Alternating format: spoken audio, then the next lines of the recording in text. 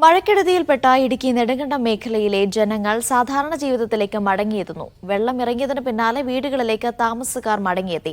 അതേസമയം കുമളിയിലും തൊടുപുഴയിലും ഇന്നലെ രാത്രി ഉണ്ടായത് അതിശക്തമായ മഴയാണ്.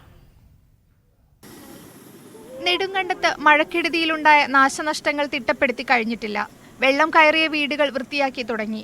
50-ലധികം വീടുകളിൽ വെള്ളം കയറിയതായും അത്ര തന്നെ വ്യാപാര സ്ഥാപനങ്ങൾക്ക് നാശനഷ്ടമുണ്ടായതുമായാണ് പ്രാഥമിക കണക്ക്. വാഹനങ്ങളും വളർത്തുമൃഗങ്ങളും ഒഴുകിപ്പോയിട്ടുണ്ട്. വ്യാപാര സ്ഥാപനങ്ങൾ വീടുകളിലും ഉൾപ്പെടെ നിരവധി സ്ഥലങ്ങളിൽ കയറുകയും പലർക്കും ജീവൻ ഭീഷണി ഉണ്ടാകുന്ന സംഭവത്തിലെത്തിയിരുന്നു.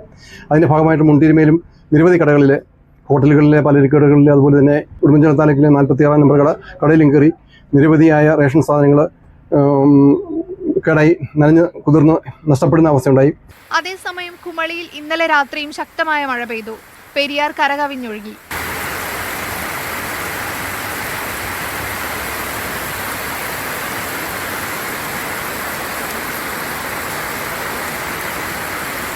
എല്ലാ ഷട്ടറുകളും തുറന്നിട്ടും മുല്ലപ്പെരിയാർ അണക്കെട്ടിലെ ജലനിരപ്പ് ഉയരുകയാണ്.